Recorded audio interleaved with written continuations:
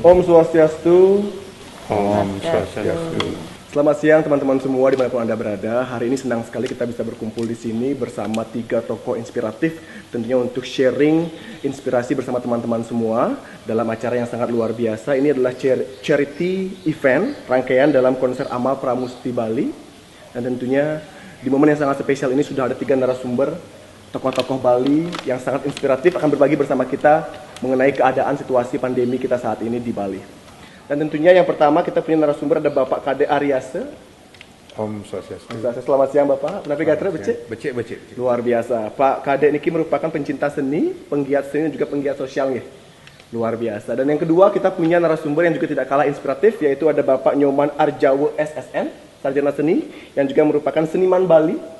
Terima kasih banyak sudah meluangkan waktunya Bapak, tokoh politik dan juga penggiat sosial. Terima kasih, luar biasa. Dan yang ketiga, yang terakhir, kita punya seorang Balinese pop diva yang juga merupakan selebriti di Bali. Dan tentunya beliau juga adalah entrepreneur, businesswoman. Boleh kita sambut Galuh Bilen. Selamat siang Galuh Bilen. Luar biasa. Dan tentunya hari ini banyak topik yang akan kita bahas mengenai keadaan kita di Bali, di mana saat ini kita semua berada di, kita bisa bilang badai yang sama, namun dengan kapal yang berbeda-beda. Dan teman-teman semua tentunya sekarang langsung saja yang akan bertanya kepada Bapak Kade Aryase, bagaimanakah kesibukannya ini terlebih dahulu di masa pandemi COVID-19 ini? Betul-betul harus menguras tenaga, waktu, pikiran. Satu sisi kita harus menjalankan kewajiban hidup untuk keluarga. Ya, itu yang paling utama. Ya tentu kita harus bekerja. Yes. Kita tidak bisa berdiam diri di rumah saja. Kita juga tidak cukup work from home. Ya, betul. Ini karena tidak semua orang bisa melakukan kegiatan dan pekerjaan itu semuanya di rumah. Betul. Nah, karena kebetulan saya harus juga work to office, jadi saya harus ke kantor di Komisi Penyelenggara Perlindungan Anak yang di Provinsi Bali.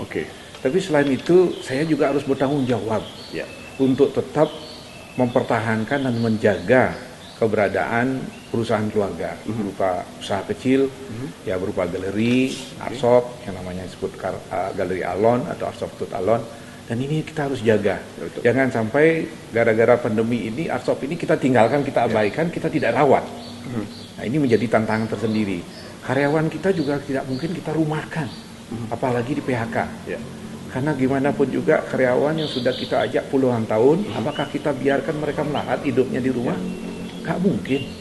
Kita masih punya rasa kemanusiaan dan tentu kita menjadi manusia yang dilahirkan untuk sebagai seorang yang hidup sosial, tentu kita harus berpikir mencarikan jalan keluarnya. Sehingga saya harus berbagi pekerjaan, tugas untuk menjaga Alon, kemudian menjaga karyawannya supaya tetap bisa bekerja, tapi juga tanpa melupakan kita harus mencari uang. Kedua, saya juga harus memperhatikan pendidikan anak-anak. Karena kita punya taman pendidikan sehari-hari di bawah Yayasan Tut Alon. Apalagi anak-anak kita yang jumlahnya ratusan, itu harus belajar online. PJJ, pembelajaran jarak jauh. Ini betul-betul tantangan.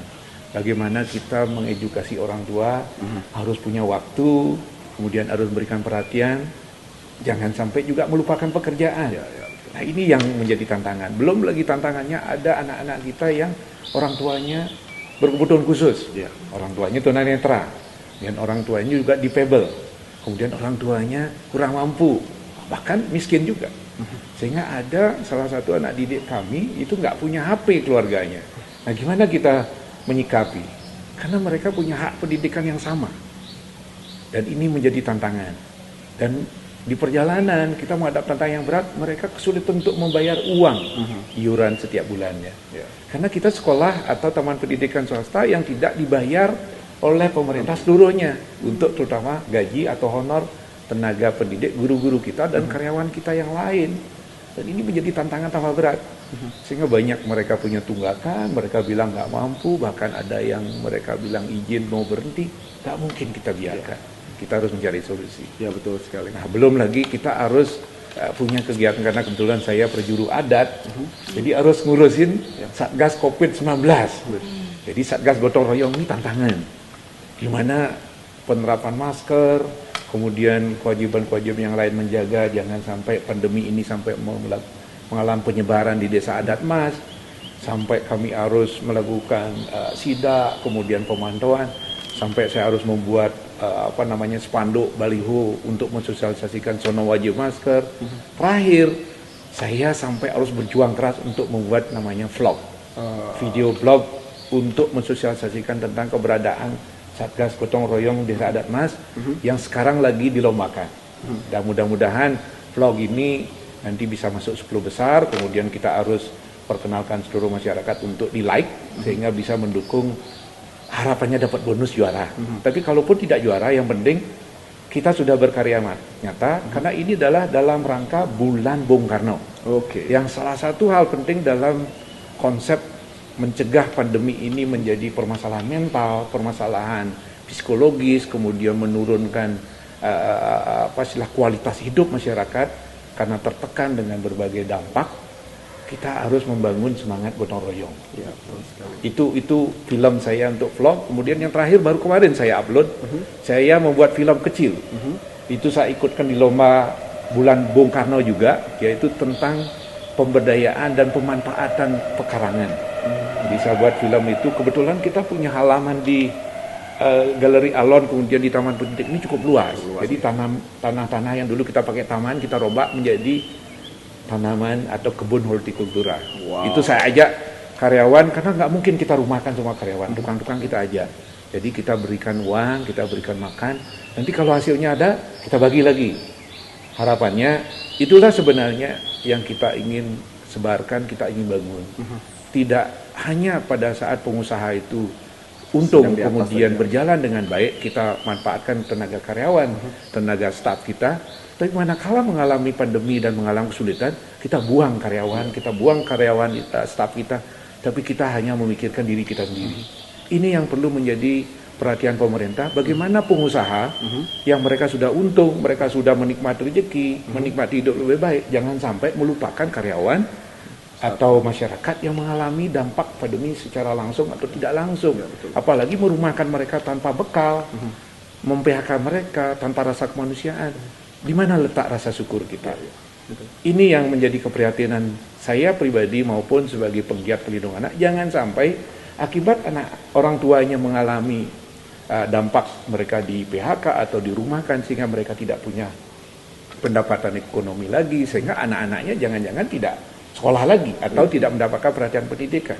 Ini yang perlu dipikirkan sehingga harapannya anak-anak kita tercegah dari yang namanya kekerasan terhadap anak akibat keluarga mengalami kekerasan, akibat juga dampak pandemi ini. Dari pandemi ini. Itu baru dari sisi orang tua dan anak. Remaja-remaja sekarang banyak tetap sibuk dengan HP-nya, bahkan main layang-layang. Di mana masyarakat tidak terlalu peduli.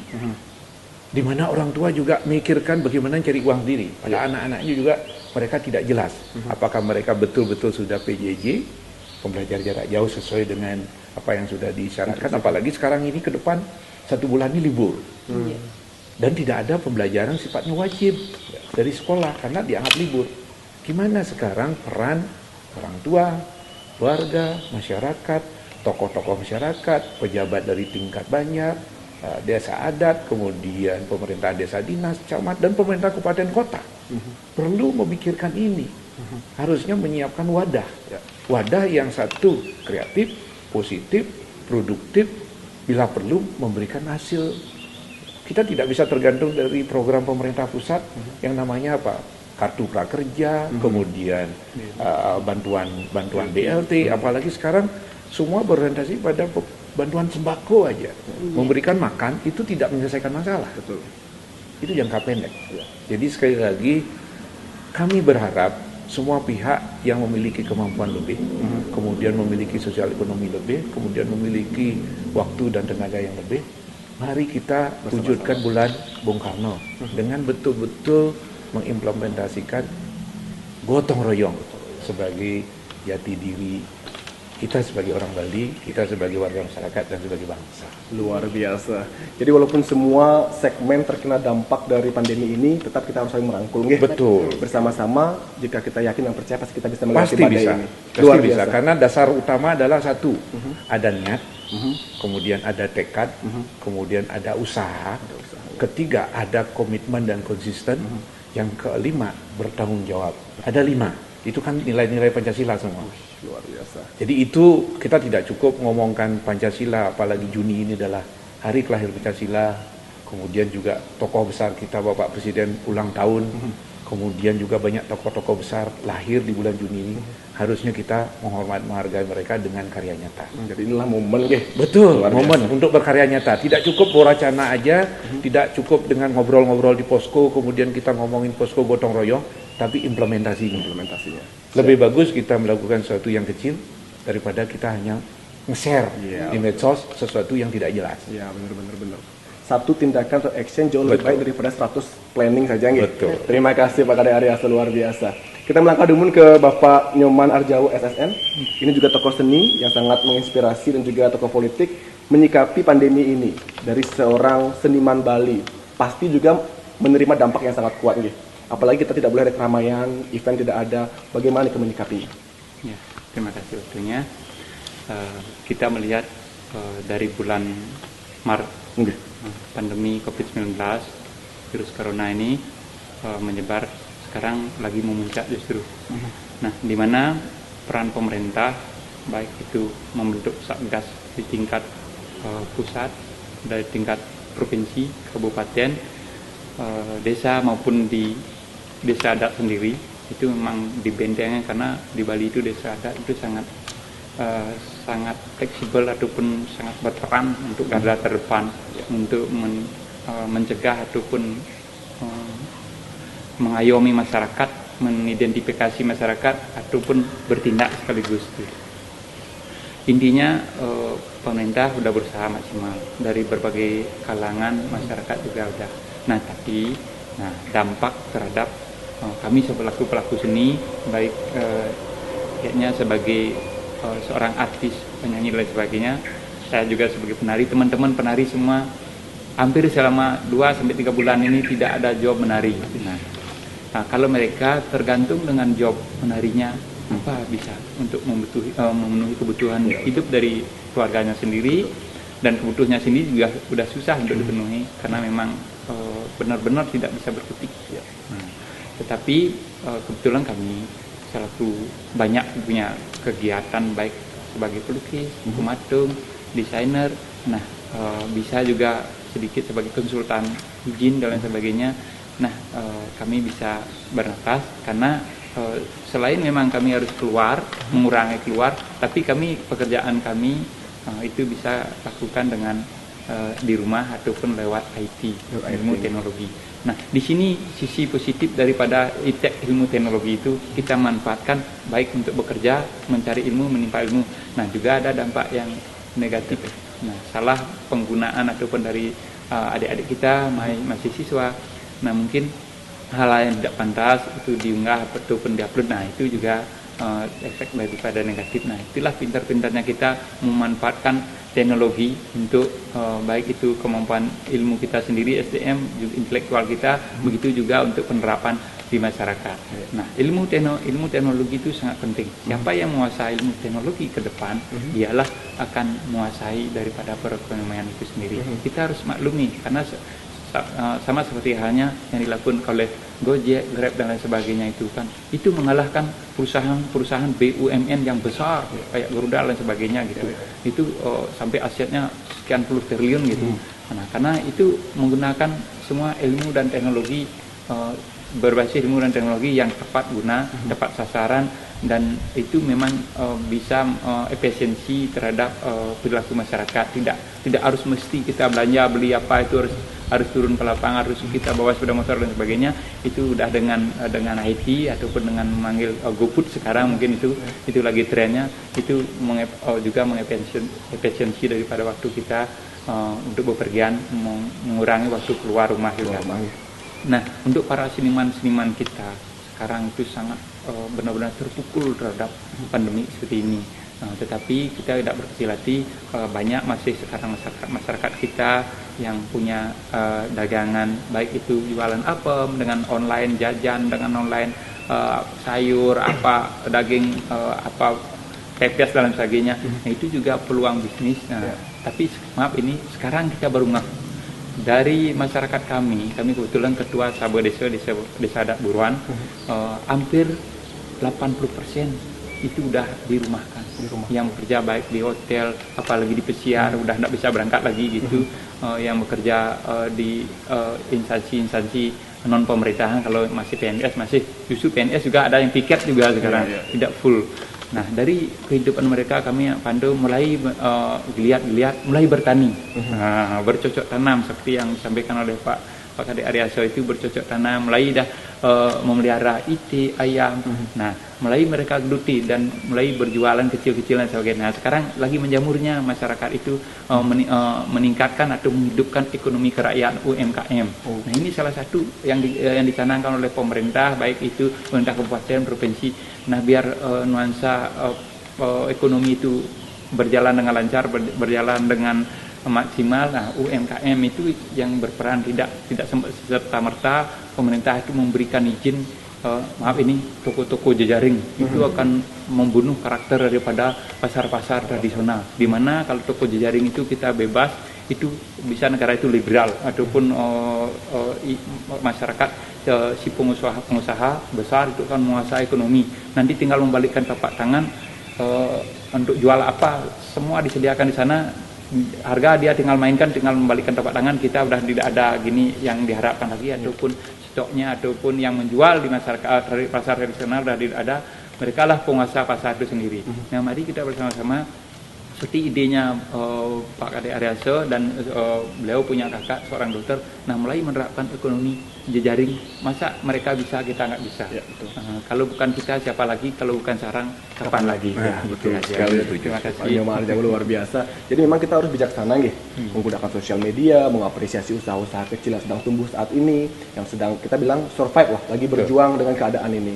Jadi kita memang harus mendukung teman-teman kita yang dalam keadaan mungkin dengan kapal yang lebih kecil, dengan sampan. Jadi kita harus lebih banyak mensupport yang seperti itu nggih. Mungkin terus berlayar. Iya, benar. Jangan berhenti. Perlu saya tambahkan lagi, karena konsep ada di Bhagavad Gita, di Saraswati saya itu ada bekerja langkau daripada tidak bekerja sama sekali. Orang yang bekerja dan bekerja tanpa mengharapkan hasil itu datang dengan sendirinya. Luar biasa. Kita melangkah ke sosok Balinese Pop Diva, penyanyi Bali yang sudah sangat fenomenal dan malang melintang di Bali. Siapa sih yang nggak tahu Galuh Bilen? Dari dapur rekaman menuju dapur rumah, menghasilkan banyak karya dari rumah. Kalau Bu Galuh sendiri nih, dengan adanya pandemi ini, apa yang pertama kali dirasakan? Apakah lebih dekatkah dengan keluarga atau bagaimana? Pertama-tama saya bersyukur. Karena apapun yang terjadi dalam hidup ini kita harus bersyukur. Bersyukur pertama karena saya masih hidup. Kedua, bersyukur saya masih diberi kesehatan. Dan ketiga, saya masih diberi semangat.